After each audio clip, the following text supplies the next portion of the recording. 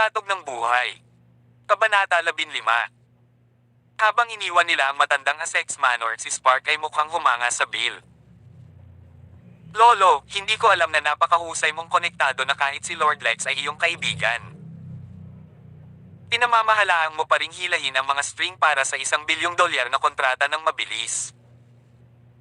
Hindi nakakagulat na tiwala ka na tatanggapin ng matandang babae ang iyong panukala. Umiling-iling si Bill at sinabi, ang kontrata ng $1 billion ay walang kinalaman sa akin. Ha? Kung gayon hindi mo lang sinabi. Spark nagtanong. Pupunta lang ako sa Deloitte, Bill interjected. Ang kapalaran ay dapat na maging araw natin. Hindi ko inaasahan na ang pamilya Essex ay maaaring gumawa ng negosyo sa libu-libong miles conglomerate. Tila may isang malakas na dapat tumulong sa kanila. Ito ay isang napakatalino na paglipat para sa iyo na pakasalan si Dorothy. Maaari kaming kumonekta sa libu-libong miles conglomerate sa pamamagitan mo sa hinaharap. Sisiwit. Umiti si Spark at tumango sa kasunduan. Ang pag-iisip ay tumawid sa kanyang isip sino ang maaaring makatulong sa pamilyang Essex. $1 billion ay walang maliit na halaga. Maaari ba itong si Alex? Mabilis niyang tinanggal ang posibilidad. Sa kanyang isipan, si Alex ay isang walang silbi na tao lamang, walang paraan na maaari niyang hilahin ito. Pagkatapos ng lahat, kahit na sino ito, ang kanyang kasal kay Dorothy ay tatapusin sa susunod na araw. Sa iba pang villa ng Essex, natanggap ni Lady Dorothy ang abiso na ang libu-libong miles conglomerate ay nag-alok sa Essex Constructions ng $1 billion na pakikitungo. At partikular na hiniling sa kanya na hawakan ang mga negosasyon ng kontrata. Hindi siya makapaniwala na totoo ito. Matapos ang maraming kumpirmasyon, sa wakas ay tinanggap niya ang mabuting balita upang maging totoo. Alex. Naiisip niya. Sinabi niya na bibigyan niya ako ng isang malaking sorpresa. Maaari bang gawin ang $1 billion na kontrata na ito? Mabilis na nagpunta si Lady Dorothy sa silid ng komperensya upang matugunan ang mga kinatawan mula sa libu-libong miles conglomerate. Para bang isang himala ang nangyari, madali siyang pumabor sa negosasyon. Para bang ang kontrata ay isang pakikitungo na nahulog mula sa langit. Ang Essex Constructions ay makakakuha ng hindi bababa sa 20% na mas malaking margin ng kita kaysa sa dati. At ang pakikitungo ay magbibigay ng hindi bababa sa 300 milyong kita para sa Essex Constructions. Tulad ng pinamamahalaan ni Lady Dorothy na pirmahan ang kontrata bago ang pagdiriwang ng anibersaryo. Walang pag-aalinlangan na siya ang magiging nangungunang tagapalabas at makakatanggap ng isang malaking bonus sa pagganap. Sisiwit. Ang mga kinatawan mula sa libu-libong miles conglomerate ay nakipagkamay kay Lady Dorothy at sinabi, "Salamat, Ms. Essex. Nakatakda ang kontrata, ibabalik ko ito at dumaan sa kinakailangang proseso. Ito ay pipirmahan at maikap at ibabalik sa iyo pinakabagong sa bukas." Matapos magbid ng palm sa mga kinatawan ng libu-libong miles conglomerate, naramdaman ni Lady Dorothy na parang nanaginip siya. Agad niyang tinawag si Alex, "Alex, ginagawa mo ba iyon? Ang kontrata ba ng $1 billion mula sa libong miles ay binabati ang sorpresa na nais mong ibigay sa akin?" Umisi si Alex at sinabi, "Natapos na ba ang negosasyon? Magaling yan. Malaki ang utang na loob ko sa nakaraang 10 buwan. Gagawin ko ang aking makakaya upang gawin ito sa iyo. Magkakaroon ka ng aking buong suporta mula ngayon." Nang marinig ang mga sinabi ni Alex, bumagsak si Lady Dorothy at sumigaw, "Alex, hindi ako humihingi ng marami. Hanggat nananatili kang positibo sa buhay at may mga guts upang magpatuloy sa pamumuhay, mananatili ako sa tabi mo kahit na mayaman tayo o mahirap." Sitsiwit. Ipinangako ko sa iyo. Nangako si Alex. Samantala, natanggap din ng pamilyang Essex ang balita na ang kontrata ng $1 billion ay matagumpay na napagkasundoan. Tuwang-tuwa sila lalo na nang malaman nila ang iba't ibang mga konsesyon na ginawa ng libu-libong miles conglomerate. Ang matandang ginang ng pamilyang Essex ay naligo bago magsabi ng isang panalangin sa Diyos. Ang Asex Constructions ay nagkakahalaga ng halos 2 hanggang 300 milyong dolyar. Ang nag-iisang deal na ito ay na-double ang kanilang net halaga. Ang pamilyang Asex ay magkatapult mula sa isang pamilyang pang-ikatlong rate na pamilya sa isang pamilyang pangalawang rate na negosyo. Na nangangahulugang ang pananaw para sa hinaharap ng kanilang negosyo ay naging mas mahusay. Sisi Reed. Sa looban ng matandang Asex Manor, ang ilang mga batang miyembro ng mga juniors ng pamilya Asex ay nagchismis. Talagang pinamamahalaan ni Dorothy ang kontrata ng bilyong-dolyar mula sa libu-libong miles conglomerate, hindi ko talaga alam kung paano niya ito pinamamahalaang makuha, sinabi ng isa. Naiisip ko na ako ang magiging nangungunang tagapalabas sa pagdiriwang ng anibersaryo ng taong ito, ngunit ang pakikitungo na ito ay ganap na nagbago ang laro. Dorothy Asex, lahat ito ay dahil medyo maganda siya, sabi ni Lady Emma Asex, ang anak na babae ni Anderson Asex, na hindi kailanman nagustuhan ni Lady Dorothy. Alam mo siya ay may asawa na babae. Ngunit sa papel lamang. Si Madam Joanne ay lumakad sa bakuran sa sandaling iyon at nagambala sa kanila, anong masamang chismis ang iyong ipinakalat. Sumagot si Lady Emma, Lola, ang bilyong-dolyar na kontrata ni Dorothy ay hindi dahil sa kanyang mga pagsisikap, di ba? Libong miles conglomerate ang gumawa ng inisyatiba na dumating sa amin at iyon ay dahil sa aming tatak at reputasyon. Sa katunayan, ang pakikitungo na ito ay dapat na kredito sa ating lahat na tumulong upang mabuo ang imahe ng kumpanya. Inilagay ng matandang ginang ang mukha ni Emma at sinabi, huwag mo ring isipin ito. Ang pakikitungo na ito ay brokered ng Rockefeller family bilang dower para kay Dorothy. Ang pamilyang Rockefeller. Hindi ba ang basurahan na si Alex ay pinalayas ng Madam Claire? Tanong ni Emma. Hindi ito si Alex, ito ang batang direktor ng Rockefeller Group, Spark Rockefeller. Sagot ni Madam Joanne. Ano? Nais ni Spark na pakasalan si Dorothy. Nagulat si Emma sa sorpresa. Tumawa ang lahat ng iba pang mga batang miyembro ng pamilyang Asex. Mahinahong nagbulong si Lady Emma sa ilalim ng kanyang paghinga na basag siwit teats. Dorothy. Siya ay talagang walang kahihiyan at handang gumawa ng anuman upang maging binibini ng Rockefeller Group. Sinabi ng matandang ginang, Emma, pumunta ka sa Ritz-Carlton Hotel at itaas ang profile ng aming piging bukas sa isang mas marangyang antas. Sa oras na ito, magkakaroon kami ng isang masaganang hapunan para sa lahat ng aming mga panauhin at magtayo sa momentum upang mapalawak pa ang mga ambisyon ng pamilya Asex. Ipapahayag din namin ang kontrata ng bilyong-dolyar sa pagitan ng Asex Constructions at Thousand Miles Conglomerate. Ang araw ay lumipad at ang Asex Constructions anibersaryo ay dumating. Natapos na ng pamilya ni Madam Claire ang kanilang tanghalian. Ibinaba ni Madam Claire ang mga plato at kagamitan sa hapagkainan at inutusan si Alex, malinis ang mesa. Huwag mag-iwan ng isang solong patak ng pagkain. Hindi pinansin ni Alex ang kanyang puna. Nasanay na siya kaya dati nitong nakaraang 10 buwan. Sa pamamagitan ng paraan, dadalo kami sa Asex Constructions anibersaryo ng pagdiriwang sa hapon. Hindi mo kailangang darating. Magdadala ka lamang ng kahihiyan sa aming pamilya. Ayaw ni Alex. Ang matandang ginang ng pamilyang Asex na si Madam Joanne ay hindi niya gusto. Ito ay magiging napaka-awkward kung siya ay lumitaw. Bilang karagdagan, mas gugustuhin niyang hindi makita ang mga ito dahil wala silang halaga sa kanyang mga mata. Mabilis na napasok si Lady Dorothy, hindi dapat pumunta si Alex. Tinawagan lang ako ni Lola at hiniling sa akin na tiyaking sumama si Alex. Sinabi ni Madam Claire, ang matandang babae ba ay gamot sa kanya. Ngunit dahil ito ay kahilingan ni Madam Joanne, kailangan niyang sundin ito. Umakyat si Madam Claire sa kanyang silid upang magbago sa isang masangkop na sangkap para sa kaganapan sa gabi.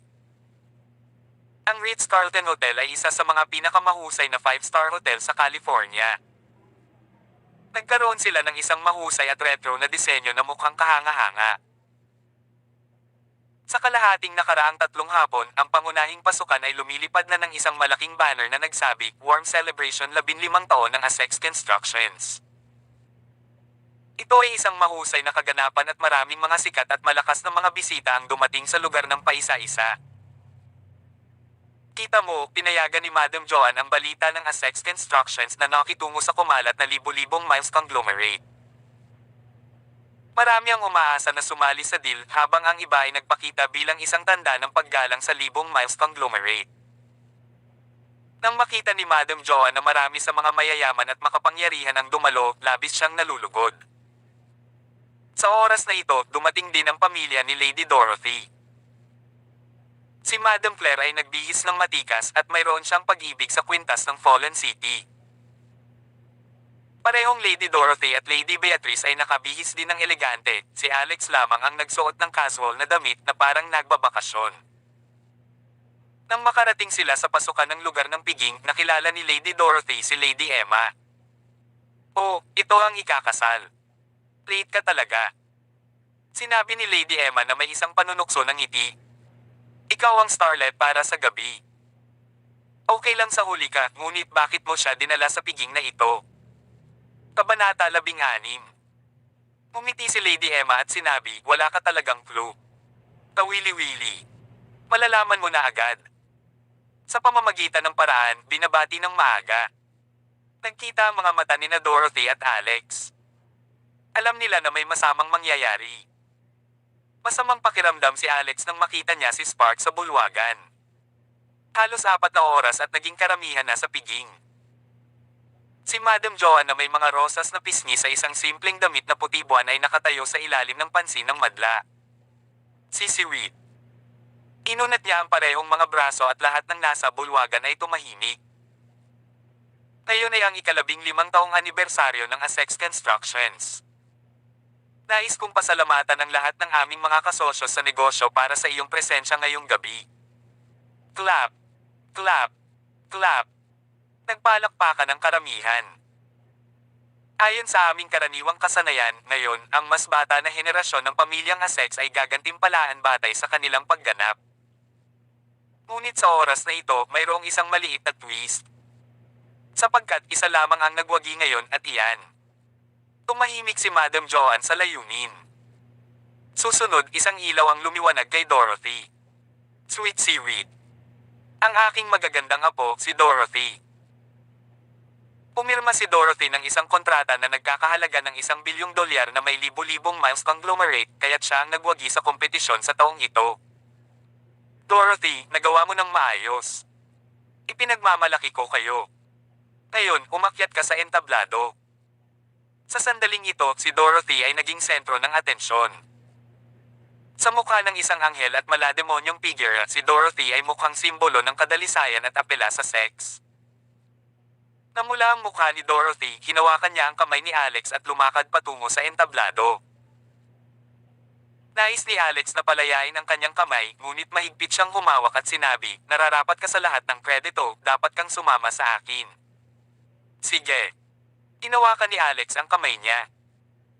Nakakakita ito, gumawa ng maraming mga lalaki na berde na may inggit. Sa wakas, umakyat sila sa entablado. Binigyan ni Madam Joanne si Alex ng isang blanko na titig. "Tumawag lang ako para kay Dorothy. Wala itong kinalaman sa basura tulad mo. Bakit ka pa nandito?" Nagmamadali sinabi ni Dorothy, "Lola, si Alex ang dahilan na pinamamahalaang namin upang pirmahan ang kontrata sa libo-libong miles conglomerate. Siya ang tumulong sa akin sa proyektong ito. Kung wala siya, hindi ko makumplito ang proyektong $1 bilyong na ito." Binigyan ni Madam Joanne si Alex ng isang malamig na paningin. "Sigurado ka ba?" Tumango si Alex, "Oo, Madam." Tumawa si Madam Joanne. "Alex, piraso ka ng tae. Paano ka magiging walang kahihiyan upang kumuha ng kredito para dito? Ang $1 bilyong na kontrata sa libo-libong miles conglomerate ay ginagawa mo. Paano posible iyon?" Sabik na sinabi ni Dorothy, "Lola, totoo ang sinabi niya." Basag siwit *E. Sinabi ni Madam Joanne na sarkastiko, "Dorothy, nalinlang ka sa pandaraya na ito. Alam mo ba ang kahulugan sa likod ng $1 bilyong na kontrata na ito? Ito ay isang regalo sa kasal para sa iyo mula sa batang direktor ng Rockefeller Group na si Spark.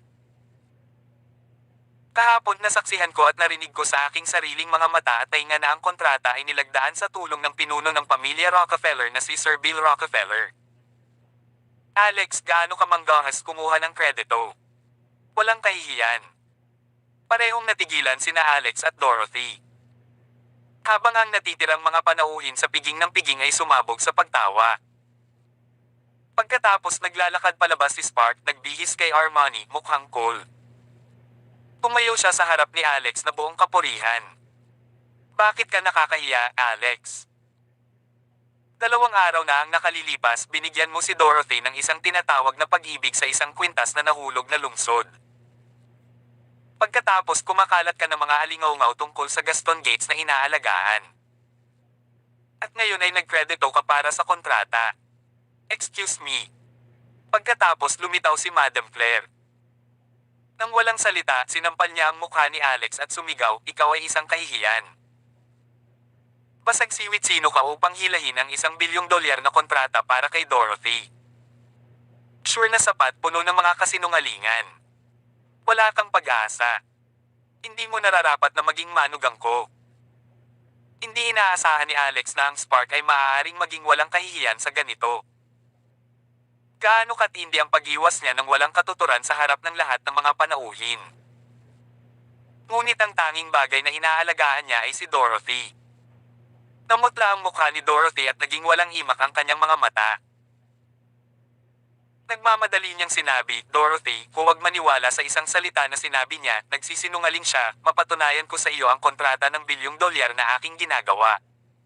Rascal ka. Noon lang may isang matandang lalaki na bumangon. Siya ang pinuno ng pamilya Rockefeller na si Sir Bill Rockefeller.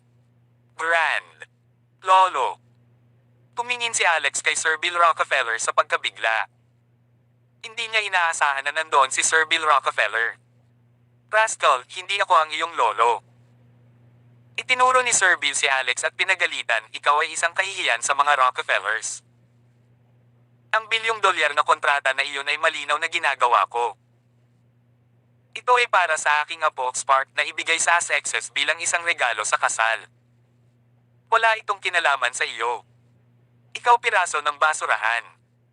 Hindi ka karapat-dapat na maging isang Rockefeller. Mawala ka. Kabanata 17. Naramdaman ni Alex na napahiya si Bill Rockefeller.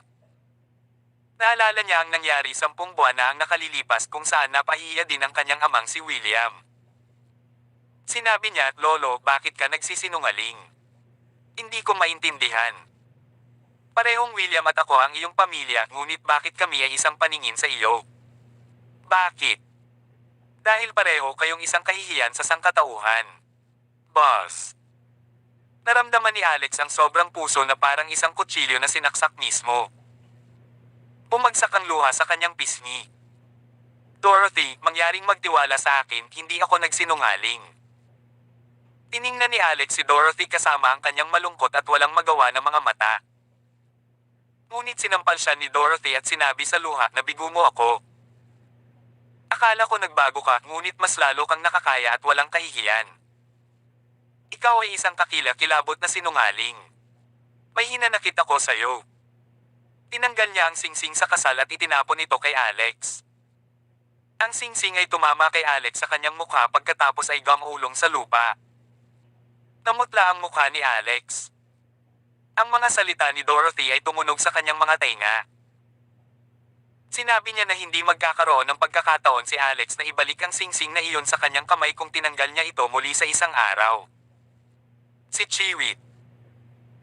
Ang pagkasuklam at pang-iinsulto mula sa mga panauhin ay tulad ng mga tabak na nasaksak sa kanya. Ngunit ang mapang-uyam na hitsura ni Dorothy ay nakakasakit sa kanya. Sinabi ni Madam Joanne, Alex, ang hiniling ko sa iyo ay ang diborsyo si Dorothy bukas. Pumayag ako sa kasal ni Spark at Dorothy. Ngayon mawala. Ito ang partido ng Essex, hindi ka naisave. Wait, Lola. Sinabi ni Spark dahil siya ang dating asawa ni Dorothy. Nais kong masaksihan niya ang aking panukala kay Dorothy ngayon. Umiti si Madam Joanne at sinabi, napakagaling, gawin mo ang nais mo. Pagkatapos si Alex ay ganap na hindi pinansin. Nasaksihan ni Alex ang panukala ni Spark kay Dorothy. Bumagsak ang Spark sa isang tuhod at tinanong, "Dorothy, papakasalan mo ako?" Nagpalakpakan ng karamihan, "Sabihin mo. Sabihin mo. Pakasalan mo siya. Magpakasal ka sa kanya." Tulad ng nakita ni Alex ang panukala, ang kanyang puso ay nasa labis na paghihirap na hindi siya makahinga. Tiningnan ni Dorothy si Alex sa kasuklam-suklam at poot pagkatapos ay dahan-dahang tumango siya. Noon lang may sumigaw mula sa pangunahing pasukan ng bulwagan. Si Lord Lex Gunther mula sa Libong Miles Conglomerate ay narito upang batiin ang mga bagong kasal. Narito ang ilang mga regalo para sa mga bagong kasal. Isang pares ng mga gintong kabayo na jade. Isang sinaunang pagpipinta mula sa sinaunang Egypt vase mula sa oras ng Hatshepsut, isang malita na may 9.9 milyong dolyar na cash at $1 billion na kontrata. Ang bawat tao sa bulwagan ay tumayo kaagad pagkatapos nilang marinig ang pasukan ni Lord Lex Gunther. Nagulat sila sa mga regalong ipinakita niya.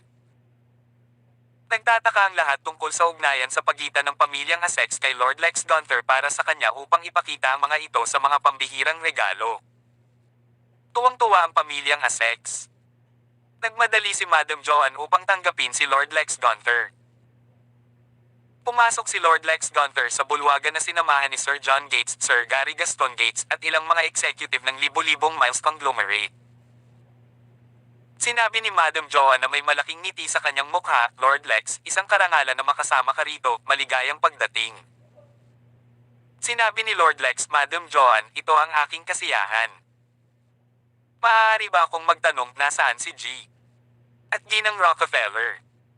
Inisip ni Madam Joan na dumating siya para sa Spark. Naramdaman niyang labis na ipinagmamalaki ng Spark. Nasa bulwagan sila. Nagpapanukala siya kay Dorothy ngayon. Nagtataka si Lord Lex. "Wow! Hindi ko naisip na romantikong si G. Rockefeller. Kawili-wili. Halika, dapat kong makita ito." Di nagtagal, nakarating sila sa harap ng entablado. Si Lord Lex Gunther, Sir John Gates, at Sir Gary Gaston Gates ay natigilan na tumingin sa Spark sa isang tuhod na may mga bulaklak at singsing sa kanyang kamay na nagmumungkahi kay Dorothy. Naguguluhan sila. Dumating sila rito para kay Alex. Sina Sir John Gates at Sir Gary Gaston Gates ay espesyal na dumating upang humingi ng tawad kay Dorothy. Wala nang makikita si Alex ngunit nakita nila ang Spark na nagmumungkahi sa asawa ni Alex. Nagtataka si Lord Lex at tinanong, "Madam Joan, ano ang nangyayari?" Hindi maintindihan ni Madam Joan ang kanyang tanong. Pumiti siya at sinabi, "Spark ay nagmumungkahi kay Dorothy. Hindi ba sila ang perpektong tugma para sa bawat isa?" Sinabi ni Sir John, "Kung naaalala ko ng tama, si Dorothy ay ikinasal kay G. Alex." Itinuro ni Madam Joan kay Alex na itinulak sa isang sulok at tumawa, "Tinutukoy mo ba ang basurahan na iyon? Hindi siya karapat-dapat na maging asawa ni Dorothy.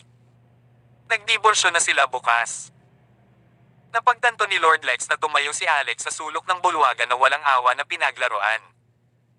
Tumawa ang karamihan. Alex ay isang piraso ng tae. Kahit ang kanyang lolo ay tinanggihan siya. Hahaha. Ang pagsaksi sa kanyang asawa ay magpakasal sa ibang lalaki at hindi makagawa ng isang bagay tungkol dito. Paano walang silbi? Ang basurahan na ito ay hindi karapat-dapat sa isang asawa. Dapat siya ay nag-iisa para sa natitirang bahagi ng kanyang buhay. Tulad ng nakita ni Lord Lex na si Master Alex ay nagkamali, tumulo ang luha sa kanyang mukha.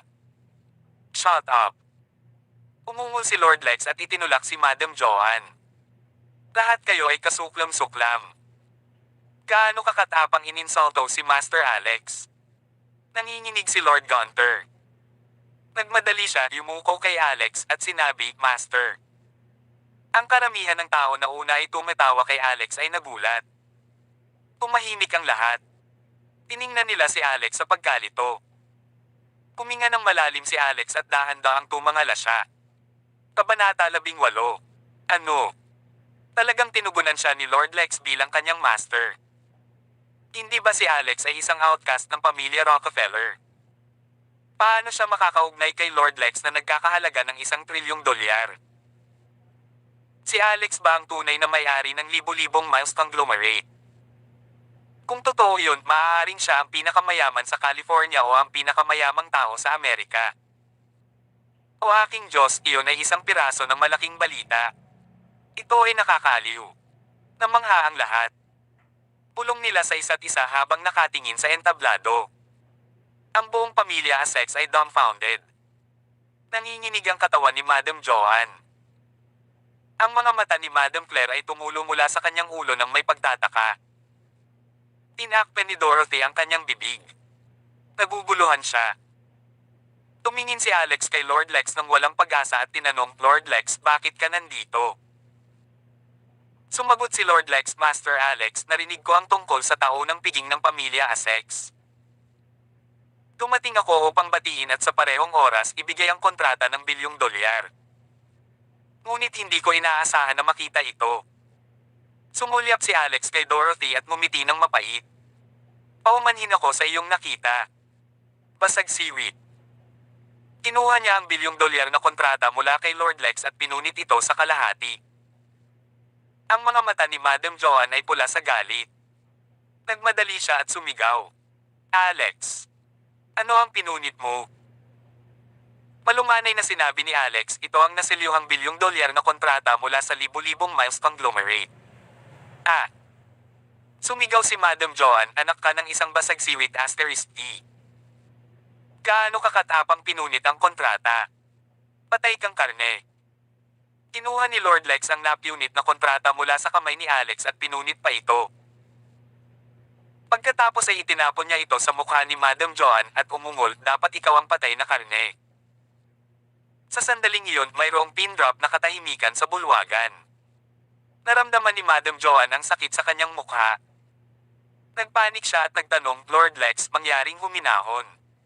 Ano ang nangyayari?" Ang $1 bilyon na kontrata na ito ay dapat na isang regalo ng panukala mula sa Spark hanggang sa pamilyang Essex. "Bill. Mabilis. Ipaliwanag kay Lord Lex na tinanggal mo ang $1 bilyon na kontrata. Hindi ito dapat mapunit. Kung ang kontrata ng $1 bilyon ay napunit, walang garantiya para sa kayamanan at katayuan ng pamilya Essex." Kinailan ni Madam Joanne si Sir Bill na nakatayo sa tabi niya. "Ha ha ha ha ha." Tumawa si Lord Lex at tinitigan si Sir Bill. "Ano ang sinabi mo? Inalis mo ang kontrata ng $1 bilyon upang bigyan ng pamilya Essex bilang isang regalo." Hindi inaasahan ni Sir Bill ang pagkakaroon ni Lord Lex. Tumahimik siya at hindi nang ahas na gumawa ng isang tunog. Galit na sinampal siya ni Lord Lex at sinabi, "Hindi ka nakakahiya na old hag. Mawala ka. Paano ka kwalipikado upang hilahin ito?" Ang bawat tao ay nagsimulang mag-alinlangan kung sino ang siyang mag-alis ng $1 bilyon na kontrata na ito. Nanlaki ang mga mata ni Dorothy. Nagsimula siyang mag-alinlangan kung ito ay talagang isang regalo mula sa kanyang asawang si Alex. Nagpanik si Madam Joanne at tinanong, "Lord Lex, kung hindi ito ang pamilyang Rockefeller na naghila nito, sino ang gumawa?" Si Lord Gates ay nag-snort ng malamig, "Wala ka ba sa iyong isipan? Ang $1 bilyon na kontrata na ito ay isang regalo mula kay Master Alex hanggang kay Lady Dorothy. Hindi mo nararapat ang aking papuri. Nandito ako para kay Master Alex." Ang kanyang pahayag ay tumama tulad ng kidlat. Lahat ng mga pagdududa ay na-clear. Sampal. Sinampal ni Dorothy ang mukha ni Spark. "Sinungaling ka." Sa oras na iyon, kinuha ni Gaston Gates ang pagkakataon na sipin ang Spark. Siyempre siya ay sinungaling. Kabanata 11. Agad na lumuhod si Gaston sa harap ni Lady Dorothy, "Mrs. Rockefeller, pasensya na, napunta ako upang humingi ng tawad. Binulag ako ng aking kasakiman at kumuha ng $15 milyong mula sa Spark upang gawin ang kanyang pagbid, upang sadyang magdulot ng isang ruckus at bantaan ka. Lahat para sa kanya ay lilito na parang bayani siya. Nais niyang nanakawin ka mula kay Master Alex. Mali ako, patawarin mo ako." Ang mga mata ni Dorothy ay napuno ng labi ng luha at hindi niya ito mapigilan. Kumalas. Mahigpit na hinawakan ni Sir John ang kwintas kay Madam Claire at inihagis ito sa lupa, sinira ito at sinabi, ito ay isang pagpapatawad ng aming pag-ibig sa isang kwintas na nahulog na lungsod. Hindi lamang ito iligal, ito rin ay isang insulto sa aming kumpanya. Lahat ay nabigla sa paghahayag. Lahat ng sinabi ni Spark ay kasinungalingan. Lahat ng mga nakakatawa na pag-angkin ni Alex ay totoo ang lahat, ngunit ang lahat ay nag-aalinlangan sa kanya. Sa sandaling iyon, nakaramdam ng pagkabigo si Alex. Napuno ang kanyang isipan ng eksena ni Dorothy na tumanggo sa kasunduan sa panukala ni Spark. Nagpatak siya ng luha bago umalis ng hotel ng mabilis. Labis na nabalisa si Dorothy kaya hindi siya makahinga. Nauna nang ipinangako ni Alex ang kanyang isipan. Malaki ang utang ko sa iyo sa nakaraang 10 buwan. Gagawin ko ang aking makakaya upang gawin ito sa iyo. Magkakaroon ka ng aking buong suporta mula ngayon. Gayunpaman, hindi siya naniniwala sa kanya. Pinili niyang maniwala sa isang scam. Si Dorothy ay nasa lupa tulad ng isang baliw, frantically na naghahanap para sa singsing sa kasal na siya ay itinapon lamang. Nang matagpuan niya ito at ibinalik ito, tumakbo si Dorothy sa piging ng piging na sumisigaw, mahal kong asawa, lahat ito ay kasalanan ko. Nasaan ka? Si Madam Joan ay tulad ng isang nawawalang kaluluwa. Sisiwit, tapos na ang lahat para sa amin. Naiisip niya. Ito ay orihinal na inilaan upang maging isang mahusay na araw, ngunit lahat ito ay nakabaligtad. Hindi lamang ang pamilya Essex ay nagdusa ng malaking kahihiyan sa harap ng maraming mahahalagang panauhin. Ngunit nawala din ang kontrata ng $1 billion at nasaktan ng libo-libong Miles conglomerate. Ang kanyang mga pangarap para sa pamilyang Essex upang makamit ang mahusay na taas ay natapos bago ito magsimula. Ang lahat ng ito ay sanhi ng Bill at Spark Rockefeller. Naiisip ni Madam Joan. Galit niyang kinuha ang kanyang paglalakad na stick at sinimula ng paghagupit kay Bill habang sumisigaw, sinumpa mong sinungaling. Papatayin kita. Matapos masaksihan ang gulo na ito, pinakawalan ni Lord Lex ang isang walang kabateran na buntong hininga at iniwan kasama ang lahat ng kanyang mga tauhan at mga regalo na kanilang dinala. Pagkatapos umalis sa hotel, pumunta si Alex sa ospital. Ito ay ang tanging lugar na maaari niyang humingi ng ginhawa. Nais niyang i-massage ang mga paa ng kanyang ina. Ito ay naging bahagi ng kanyang pang-araw-araw na gawain sa nakaraang 10 buwan.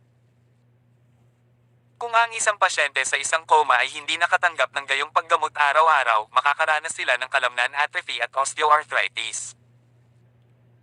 Kahit na ang pasyente ay nagising sa hinaharap, hindi nila magagawang ilipat ng walang makabuluhang gawain sa physiotherapy.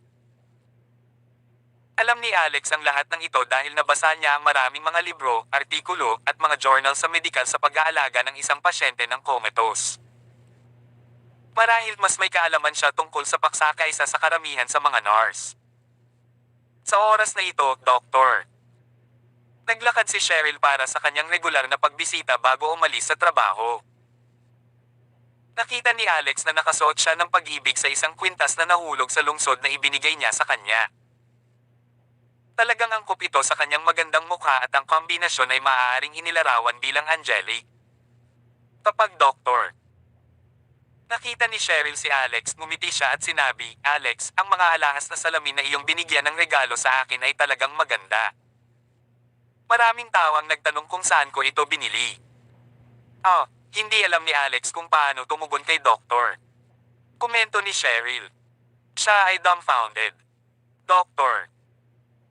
Hindi binigyang pansin ni Cheryl ang kanyang tugon o kakulangan nito at isinasagawa ang karaniwang mga pag-check-up para sa Madam Brittany. Nang matapos niya ang kanyang trabaho, si Doktor. Biglang nagtanong si Cheryl, Alex, libre ka ba ngayong gabi?